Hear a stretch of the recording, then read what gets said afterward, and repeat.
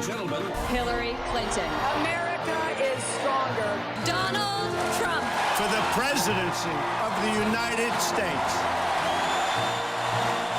On y est, le jour de vote aux États-Unis. On retrouve Xavier Yvon et François Clémenceau en direct de New York. Bonsoir à tous les deux.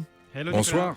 Xavier Yvon, depuis fin août, tous les soirs dans ce journal, vous nous faites vivre cette course à la présidentielle assez folle, assez incroyablement violente. Et puis, ça y est, c'est votre dernier carnet de campagne ce soir. Oui, c'est pour ça que parmi toutes les rencontres que j'ai faites dans cette campagne, je voulais vous présenter une électrice un peu spéciale. Elle s'appelle Géraldine Emmett. Elle a 102 ans. Quand elle est née, les femmes n'avaient pas le droit de vote aux États-Unis. Je l'ai croisée à Philadelphie cet été à la convention démocrate. Elle était déléguée de son État de l'Arizona où elle a voté en avance il y a quelques jours. Très alerte, toujours souriante, un badge Hillary sur son chandail. Féministe avant l'heure, la centenaire espère ce soir voir élire la première femme présidente des États-Unis. J'ai demandé à Dieu de me laisser vivre pour pouvoir arriver à ce moment. Et je crois qu'il a dit OK. Et maintenant, je veux vivre pour pouvoir aller à la prestation de serment. Je n'arrête pas de demander à Dieu cette dernière faveur. Voilà, faire l'histoire ou bouleverser le système, voilà le choix des Américains, titre ce matin le New York Times. Beaucoup moins subtil, le New York Post, qui est un tabloïd, met à sa une photo d'une femme qui se bouche le nez avec cette instruction: votez pour le candidat que vous détestez le moins. Voilà, et elle est émouvante, votre Géraldine de 102 ans, Xavier Yvon. Ce qu'on oublie un peu parfois, c'est qu'il n'y a pas que Trump ou Clinton aujourd'hui sur le bulletin de vote. Ah non, il y a beaucoup d'autres choix à faire, ça dépend des États, mais le bulletin, c'est souvent une grande page recto-verso avec des lignes et des lignes à remplir pour élire le gouverneur, le sénateur, les chambres locales, le shérif bien sûr, les juges. Il y a donc eu des tas de petites campagnes locales avec leurs propres pubs politiques et parfois des pépites. Alors je vous en ai sélectionné deux. Ce candidat au Texas pour un poste municipal. Dans un petit film, on le voit saouler toute sa famille et ses amis avec des chiffres, des idées pour, je le cite, arranger les choses. Il n'a pas d'autre hobby, explique sa femme, qui finit par se tourner vers la caméra avec un regard implorant. Please re-elect Gerald. Please. S'il vous plaît, réalisez Gérald, s'il vous plaît.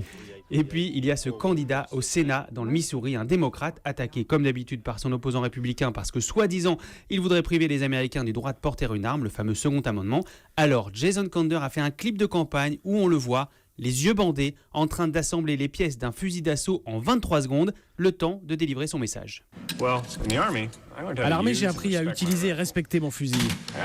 Et je soutiens aussi les contrôles pour éviter que des terroristes mettent la main sur cette arme. J'approuve ce message. Et j'aimerais voir mon adversaire républicain faire pareil que moi. Et puis, il faut aussi se prononcer sur des référendums très différents en fonction des États. Faut-il interdire la peine de mort en Californie ou bien la rétablir au Nebraska? Faut-il augmenter le salaire minimum en Arizona ou bien le baisser dans le Dakota du Sud? Ou encore celle-là, faut-il imposer les préservatifs dans les films X tournés en Californie? Ah, alors ça, c'est une question importante, les préservatifs dans les fixes X. Mais bon, Xavier, c'est quand même le résultat de la présidentielle qu'on va regarder ce soir. Évidemment, et il y a un endroit aux États-Unis où on va surtout regarder qui est le perdant ou la perdante. C'est à Norton. Vous savez évidemment où c'est une petite ville du Kansas où il y a un musée des perdants de la présidentielle. Ils ont tous leurs portraits alignés sur les murs. Alors qui viendra s'ajouter aux deux derniers, Mitt Romney et John McCain? Le propriétaire du musée dit qu'il aimerait bien que ce soit une femme, ça serait une première. Si c'est Donald Trump, il l'accrochera, même si Trump refuse de reconnaître sa défaite comme il l'a laissé entendre. Et on termine, Xavier, votre dernier journal de campagne avec la phrase du jour. Voter pour Donald Trump, c'est comme me demander de prendre le volant. Qui a dit ça? Stevie Wonder, le musicien aveugle. Je pense qu'on peut les lire, phrase de la campagne. Allez, largement phrase de la campagne. Merci Xavier Yvon pour ce dernier carnet de campagne, mais vous n'êtes pas encore tout à fait en vacances ou en week-end naturellement. On sera ensemble entre 19h et 20h et puis on vous entendra demain matin toute la matinale avec Thomas Soto et on espère qu'on aura le résultat. À vos côtés, on retrouve maintenant François Clémenceau, l'envoyé spécial d'Europe 1 et du journal du dimanche aux États-Unis. Bonsoir François. Bonsoir Nicolas. Vous avez été correspondant d'Europe 1 aux États-Unis. C'est la 5e élection présidentielle américaine que vous couvrez. Et donc, vous savez ce qu'il faut faire un soir de scrutin. Vous savez comment on regarde les résultats État par État. D'après vous, ce soir, quel sera le premier test? Alors, Géraldine Wössner l'a déjà un peu détaillé dans le journal tout à l'heure, mais elle a raison de bien insister sur cette carte électorale qui est à la base de tout. Donald Trump part dans cette bataille avec la carte que lui a laissée Mitt Romney il y a 4 ans. Or, l'un des 2 seuls États qu'avait gagné Romney en 2012, c'est la Caroline du Nord. Si Trump ne peut pas la garder ce soir, il recule d'une case. Deuxième obstacle, la Floride. C'est le gros morceau ce soir. Il y a 29 grands électeurs à la clé. Si Trump perd cet État qu'Obama a remporté de justesse en 2012, eh bien je crois que ce sera terminé pour lui parce qu'il ne pourra pas, à partir de là, trouver les voix qui lui manquent ailleurs.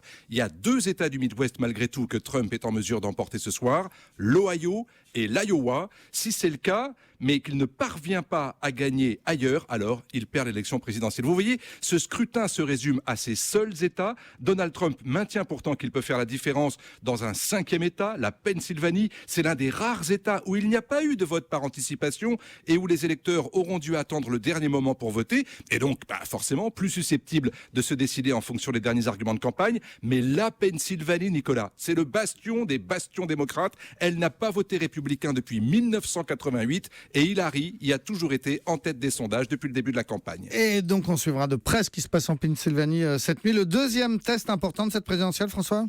Eh bien, on n'en parle jamais assez, mais c'est l'élection pour le Congrès, bien sûr. On renouvelle aujourd'hui 1/3 du Sénat et la totalité de la Chambre des représentants. Les démocrates peuvent-ils reconquérir le Sénat où ils ont 5 sièges de retard ? C'est capital, parce que si Hillary Clinton est élue cette nuit, c'est clair qu'un Sénat hostile réduirait considérablement sa marge de manœuvre, que ce soit pour la validation des postes de son gouvernement, pour la nomination des juges à la Cour suprême, et évidemment pour les réformes qu'elle voudra lancer dans les 100 premiers jours du mandat. Ça voudrait dire que ce serait une sorte de cohabitation dès le début de son mandat dans ce cas-là. Et le troisième test, François ?